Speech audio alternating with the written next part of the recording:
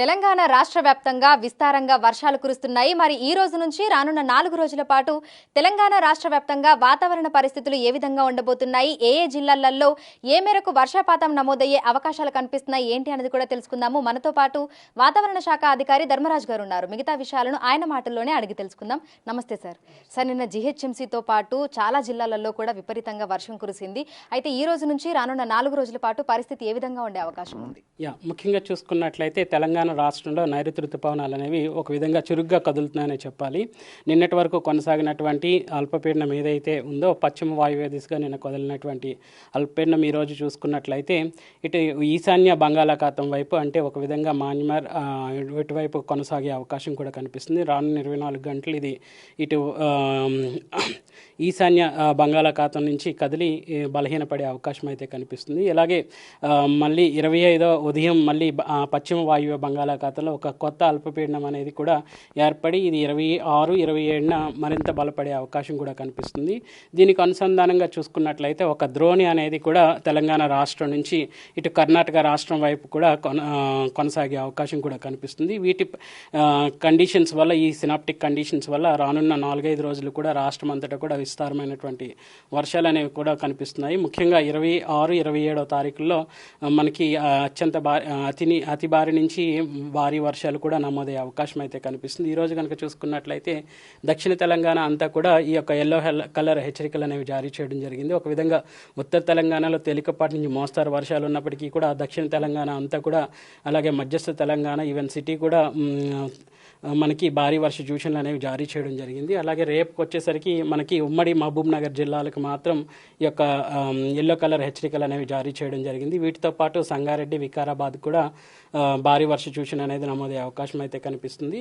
అలాగే చూసుకున్నట్లయితే 25వ తారీఖున మాత్రం ఇటు ఉత్తర తెలంగాణ అలాగే తూర్పు తెలంగాణ భాగాల్లో కూడా మనకి భారీ వర్ష సూచనలు అనేవి కొనసాగే అవకాశం అయితే కనిపిస్తుంది. ఇలాగే మనకి 25న మనకి మళ్ళీ ఒక అల్పపీడనం అనేది పశ్చిమ వాయువ్య బంగాళాఖాతంలో ఏర్పడి దాని యొక్క తీవ్రత వల్ల మనకి దాంతో పాటు ఒక నైరుతి ద్రోణి కూడా కొనసాగడం వల్ల మనకి ముఖ్యంగా ఇటు పశ్చిమ తెలంగాణ జిల్లాల్లోనూ అలాగే మధ్యస్థ తెలంగాణ జిల్లాల్లో కూడా ఈ యొక్క ఆరెంజ్ హెచ్చరికలు కొనసాగే అవకాశం కూడా కనిపించే అవకాశం కనిపిస్తుంది. ఇట్లాంటి హెచ్చరికలు అనేవి 27కు కూడా కొనసాగి 28 వరకు కూడా ఈ యొక్క తీవ్రత కొనసాగే అవకాశం కూడా కనిపిస్తుంది. అయితే భిన్న వాతావరణ పరిస్థితులను చూస్తున్నాము. ఉదయం నుంచి మధ్యాహ్నం వరకు కూడా ఎండ తీవ్రత, ఉక్కపోత వాతావరణం అనేది ఉంటుంది.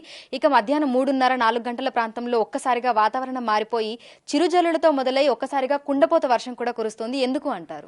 ఒక విధంగా చూసుకున్నట్లయితే మన సిటీలో ముఖ్యంగా చూసుకున్నట్లయితే అంబర్పేటలో కనుక చూసుకున్నట్లయితే ఈ సీజన్లో మనకి 15 సెంటీమీటర్ల వరకు కూడా ఈ యొక్క వర్ష తీవ్రత అనేది కొనసాగింది. సో నిన్న కూడా చూసుకున్నట్లయితే గోల్కొండ, ఈవెన్ చార్మినార్ ఈ యొక్క పరిసర ప్రాంతాల్లో కూడా గత కొన్ని రోజులుగా మనకి 10 సెంటీమీటర్ల వరకు కూడా నమోదైన గణాంకాలు మనం చూడొచ్చు. నిన్న కూడా అంబర్పేటలో 7 సెంటీమీటర్ల భారీ వర్షాలు అనేవి నమోదయ్యాయి. సో ఇంకా చూసుకున్నట్లయితే మనకి సిటీలోనే ఎక్కువగా మనకి భారీ వర్షాలు అనేవి తీవ్రతతో కూడిన జల్లులు కూడా గత కొన్ని రోజులుగా కనిపిస్తుంది. ముఖ్యంగా చూసుకున్నట్లయితే ఒక విధంగా తక్కువ సాంద్రతలో ఎక్కువ జనాభా నివసించడం ఒక విధంగా ఒక కారణం అయితే మనం చూసుకున్నట్లయితే ఒక విధంగా పర్యావరణం అనేది ముఖ్యంగా సిటీలో కనుక చూసుకున్నట్లయితే ఇంబ్యాలెన్స్డ్ అనేది ఎక్కువగా కనిపిస్తుంది. ఎక్కువగా చెట్లు కొడుతున్నాము, అలాగే దాని ప్లేస్లో చిన్న చిన్న చెట్లు అనేవి నాటుతాము. సో దానివల్ల ఏంటంటే ఈ యొక్క ఇంబ్యాలెన్స్ అనేది ఆ చెట్టు కొట్టిన చెట్టుకి నాటిన చెట్టుకి కూడా ఇంబ్యాలెన్స్ అనేది ఉంటుంది. అట్లాగే కాంక్రీట్ ప్లాట్ఫామ్స్ ఒక ఎత్తు అయితే మనం ఇప్పుడు ప్రస్తుతం కన్స్ట్రక్షన్స్ అన్నీ కూడా అద్దాలతో కూడినటువంటి కన్స్ట్రక్షన్స్, ఎత్తైన బిల్డింగ్స్ అనేవి కూడా మనకి అద్దాలతో ఒక రూపొందించినటువంటి స్ట్రక్చర్స్ అనేవి కూడా ఎక్కువ పెరగడం వల్ల ఇవన్నీ కూడా హీట్ని గ్రహించుకొని ఉష్ణాన్ని గ్రహించుకొని క్రమేపీ విడుదల చేయడం వల్ల మనకి ఉదయం పూట అధిక తీవ్రతతో కూడినటువంటి ఎండ వాతావరణం, అలాగే సాయంత్రం అయ్యేసరికి ఈ యొక్క హీట్ అంతా కూడా సడన్గా మనకి మళ్ళీ ఇచ్చేసరికి విడుదల చేసేసరికి ఇవన్నీ కూడా ఒక ఎత్తైనటువంటి మబ్బులను ఏర్పడడానికి దోహదపడడం, ఈ యొక్క మబ్బులు అనేవి ఉరుములు మెరుపులతో పాటు అధిక తీవ్రతతో కూడినటువంటి జల్లులు రావడానికి కూడా కారణంగా చెప్పొచ్చు. సో సినాప్టిక్ ఫీచర్స్ తో పాటు క్యుములోనింబస్ మేఘాల కారణంగా ఇటు హైదరాబాద్ లో చూసుకుంటే భారీ వర్షాలు కురుస్తున్నాయి అంటారా? ఒక విధంగా చూసుకున్నట్లయితే ప్రస్తుతం నైరుతి ఋతుపవనాలు ఇందాక చెప్పినట్లుగా తెలంగాణ రాష్ట్రంలో కనుక చూసుకున్నట్లయితే ఒక విధంగా చురుగ్గా కదులుతున్నాయి. వీటితో పాటు ప్రస్తుతం ఈ యొక్క ఉన్నటువంటి స్థానికంగా ఏర్పడేటువంటి ఈ యొక్క వేడిమి వాతావరణం వల్ల కూడా ఈ యొక్క ఎత్తైనటువంటి మేఘాలు అనేవి రావడం, వీటి వల్ల అధిక మొత్తంలో తీవ్రతతో జల్లులు అనేవి కూడా కురవడం అనేది కూడా చూస్తున్నాం. ముఖ్యంగా చూసుకున్నట్లయితే పగటిపూట ఉష్ణ తీవ్రత గత సంవత్సరాలతో పోలిస్తే ఈ సంవత్సరం మనకి ఒక విధంగా చూసుకున్నట్లయితే సాధారణ సగటు కంటే కూడా 1-2 డిగ్రీలు అధికంగానే ఉష్ణ తీవ్రత అనేది నమోదవుతుంది. సర్వసాధారణంగా ఈ యొక్క నైరుతి ఋతుపవనాల కాలంలో మనకి సగటున ఉష్ణ తీవ్రత అనేది 28 నుంచి 29 డిగ్రీల వరకు కూడా ఉండాలి. బట్ చూసుకున్నట్లయితే కొన్ని జిల్లాల్లో మనకి 34-33 డిగ్రీలు కూడా నమోదవుతున్నటువంటి గణాంకాలు మనం చూడవచ్చు. ఈవెన్ సిటీ పరంగా చూసుకున్నట్లయితే 32 డిగ్రీల వరకు కూడా ఉష్ణ తీవ్రత అనేది కొనసాగుతుంది. సో జిహెచ్ఎంసీ పరిధిలో చూసుకుంటే సాయంకాలంలోనే మనకు కుండపోత వర్షాలు అనేవి కురుస్తున్నాయి. మరి జిహెచ్ఎంసీనే కానీ లేదంటే హైడ్రాని మాన్సూన్ ఎమర్జెన్సీ టీంని ఏ విధంగా అలర్ట్ చేస్తున్నారు? ముఖ్యంగా చూసుకున్నట్లయితే ఒక విధంగా సిటీ అంతటినీ కూడా 36 వార్డ్స్ కింద మనం గుర్తించడం అనేది జరిగింది.